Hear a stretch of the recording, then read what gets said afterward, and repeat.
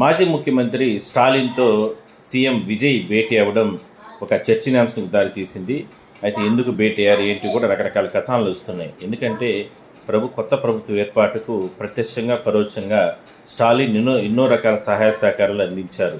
ఒక అనిశ్చితి కొనసాగుతున్న నేపథ్యంలో అంటే మెజారిటీ ఎమ్మెల్యేలు లేక అంటే ఇబ్బందులు పడుతున్న నేపథ్యంలో ఒకసారిగా కూటమి నుంచి కూడా పార్టీలన్నీ మీరు బయటికి వెళ్ళి విజయ్కి సపోర్ట్ చేయండి అంటూ కూడా ఆయన తీసుకున్న డెసిషన్ ఇప్పుడు తమిళనాడు ప్రజలందరినీ కూడా చాలా హ్యాపీగా గురి చేసింది. అందువల్లనే కొత్త ప్రభుత్వం ఏర్పాటైంది.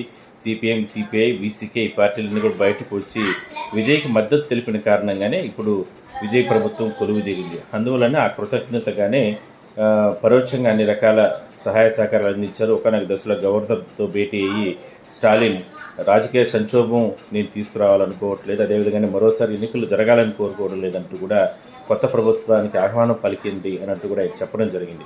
సో ఈ అన్ని కోణాల్లో చూస్తే కనుక ఆయన సపోర్టే ఇప్పుడు పెద్ద ఎత్తున చర్చకు దారితీసింది. అందువల్లనే ఆ కృతజ్ఞతగానే విజయ్ కూడా నేరుగా వెళ్ళి స్టాలిన్ ఇంటికి కలిశారు. ఆ సందర్భంగా ఆయన స్టాలిన్ విజయ్ని దగ్గరికి తీసుకొని చేత్తో కరచాలనం చేసి ఎడమ చేత్తో పట్టుకొని నేరుగా ఇంట్లోకి తీసుకెళ్ళి గౌరవప్రదంగా ఆయన్ను సత్కరించడం కానీ, ఉదయనిధి స్టాలిన్ ఒక బహుమతి ఇవ్వడం కానీ ఇవన్నీ కూడా ఒక రాజకీయంగా ఒక చర్చకు దారితీసింది. చూద్దాం మరి ఇంకా ఏం జరుగుతాయో.